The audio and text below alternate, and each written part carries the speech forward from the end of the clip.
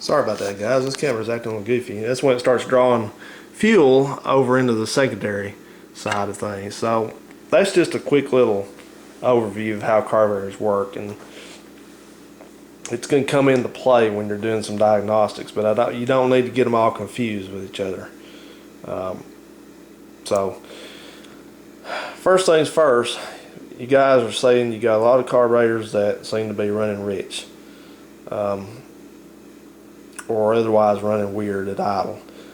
Now, if you're running rich at idle and you got black smoke, or it's chuffing and puffing, looks like a diesel, or it smells rich, you know, a rich running carburetor will burn your eyes and your nose. I mean, you'll just know it.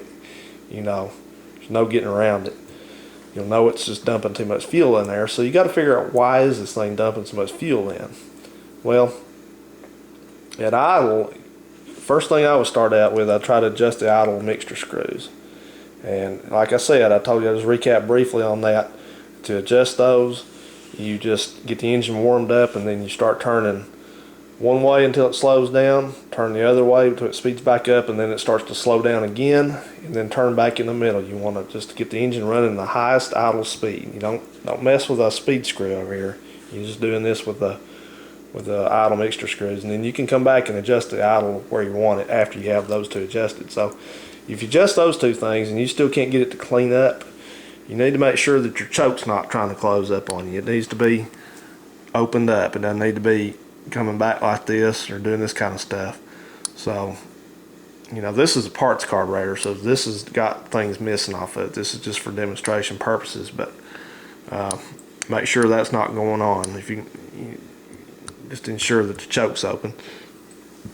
So if you've adjusted your mixture screws the right way, and you're making sure that the choke's not sticking closed, but it's still sitting there just blub, blub, blub, blub, blub, blub, blub, blub, blub, blub, blub, blub, blub, just flooding itself out at idle, that's when I'm going to suspect that you got an internal carburetor issue. And that's either, lots of times that's either a float misadjustment, or that's maybe gas is getting past the needle valve. That's also very common when they get older. And if you got a carburetor that looks like this, see how dirty this thing is and old and crusty, you need to rebuild it anyway. I mean, a lot of these, I've seen a lot of Quadrajets running great, looking even worse than this. But, you know, don't expect too much when they're dirty and oily and gummy and crusty and they start acting up. Don't expect to be able just to turn screws out here and fix it. You're probably not going to get away with that. You're probably going to have to go into it and rebuild it. Next thing I hear about a lot, I hear that people say that it hesitates when they step on the gas. Well, like I said, that can be caused by a vacuum leak, so you need to definitely check that first. Make sure all your vacuum lines and everything's in good shape, not leaking vacuum. Check the ignition timing.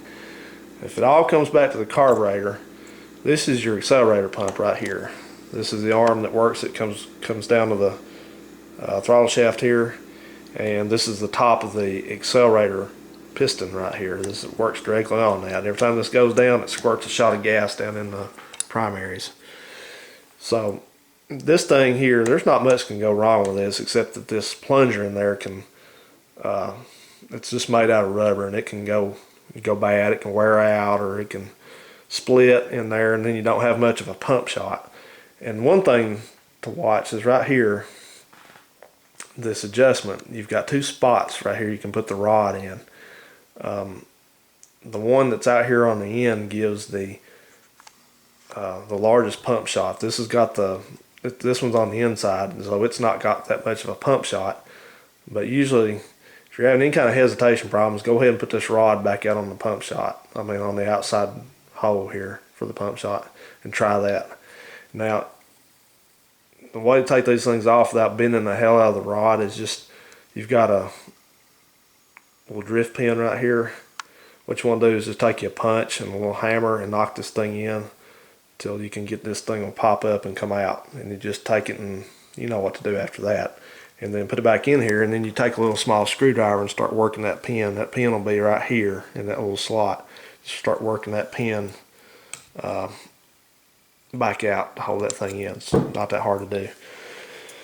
So that's what you can do on the outside of one of these things without going into it. But if you have to go into it, you need to know what you're looking at. So this is just a parts carburetor.